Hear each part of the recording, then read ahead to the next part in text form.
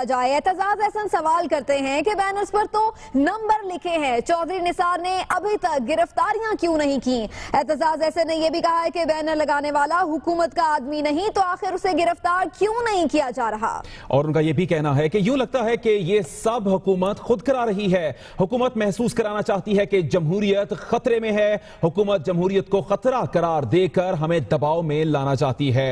यह कहना है एतजाज एहसन का। मूव ऑन पाकिस्तान के रहनुमाओं पर गद्दारी का मुकदमा दर्ज किया जाए, यह कहना है एतजाज एहसन का। बैनर्स पर नंबर लिखे हैं। चौधरी निसार ने अभी तक गिरफ्तारियां क्यों नहीं की। चौधरी निसार को यह कहा जा रहा है कि गिरफ्तारियां की जाएं। इस हवाले से मूव ऑन पाकिस्तान के रहनुमाओं पर गद्दारी का मुकदमा भी दर्ज किया जाए। एतजाज एहसन यह भी कहते हैं कि हुकूमत महसूस कराना चाहती है कि जमहूरियत खतरे में है। जी हाँ, उनका यह भी कहना है कि पनामा लीक्स पर बात करें तो हुकूमत कह उठती है कि जमहूरियत को खतरा है। एतजाज एहसन सवाल करते हैं कि क्या नवाज शरीफ पर तनकीद करना जमहूरियत को खतरा पहुंचाना है। एतजाज एहसन ने क्या कहा, आइए आपको सुनवाते हैं। अगर आप हुकूमत का एटीट्यूड देखें और उनकी पॉलिसी देखें कि कोई तनकीद करता है हुकूमत की, नवाज शरीफ की करप्शन को जाहिर करता है, पनामा लीक्स पे बात करता है, कमेटी भी हम करते थे जब, तो हुकूमत एकदम कहती है वो जमहूरियत को खतरा है, जमहूरियत को खतरा है। आप तीसरी ताकत को चाहते हैं कि वो आ जाए। हुकूमत ही चाहती है कि ये महसूस हो कि जी जमहूरियत खतरे में है और अपोजिशन भी हाथ बांध के नवाज शरीफ के पीछे और उसके साथ कंधा से कंधा जोड़ के खड़ी हो जाए। अगर हुकूमत ने खुद नहीं लगवाए तो चौधरी निसार अली को इस वक्त तक उन साहब को गिरफ्तार किया होना चाहिए था जो मूव ऑन पाकिस्तान पार्टी बनाई है। वो गिरफ्तार हो, उस पर आर्टिकल 6 का केस चलाओ, उसको गिरफ्तार करके पार्लियामेंट्री कमेटी के सामने पेश कर दो, हम दरियाफ्त खुद कर लेंगे कि ये किसने कराया। और उससे हुकूमत ही ज़्यादा, मैं तो समझता हूँ ये प्रेशर डालने के लिए अपोजिशन पे और सिविल सोसाइटी पे। सिविल सोसाइटी भी जमहूरियत की बका चाहती है और सिविल सोसाइटी में भी प्रेशर पड़ता है कि जी ये फौज आ जाएगी अगर आपने मियाँ नवाज शरीफ की करप्शन को उजागर किया, उनकी बदउनवानी को उजागर किया, उनकी बादशाहत को उजागर किया, शहबाज शरीफ की करप्शन को और बादशाहत को उजागर किया तो फौज आ जाएगी, फौज आ जाएगी। ये शेर आया शेर आया शेर आया का जो वर्द कर रहे हैं नकली शेर, ये मुझे तो महसूस होता है गवर्नमेंट खुद करा रही है, क्योंकि कोई गिरफ्तारियां उसने नहीं की। उसके नंबर दिए हुए, उसको गिरफ्तार करें अगर वो अपना आदमी नहीं है तो। ये तो थे बैरिस्टर एतजाज एहसन जो कि ये कह रहे थे कि ये सब कुछ हुकूमत खुद करवा रही है। मूव ऑन पाकिस्तान के रहनुमा के खिलाफ कार्रवाई के हवाले से बात करेंगे सूबाई वजीर कानून राना सनाउल्लाह साहब से। राना साहब, बहुत शुक्रिया आपका। जानना चाहेंगे कि अपोजिशन तो इल्जाम लगा रही है कि ये सब कुछ हुकूमत का अपना किया धरा है।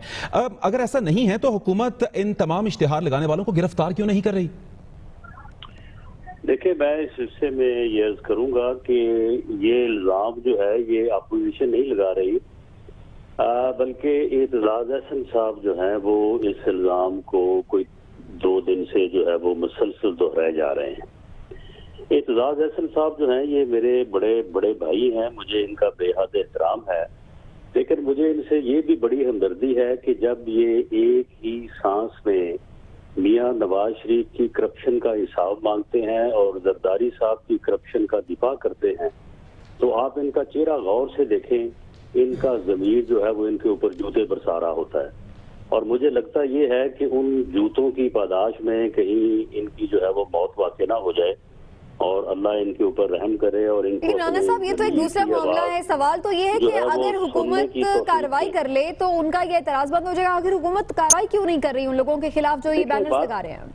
देखिए, बात ये है कि ये जो इश्तिहार लगाने वाला आदमी है जिसने अपने नंबर नीचे दिए हैं उसको मैं जाती तौर पे जानता हूँ। ये 2013 में इसने अपने घर के ऊपर मेरी 2 दावतें की, ये 9 दौलतियाँ है, पैसे इसके पास हैं और ये चाहता था कि मुस्लिम लीग नून का इसे टिकट दिया जाए।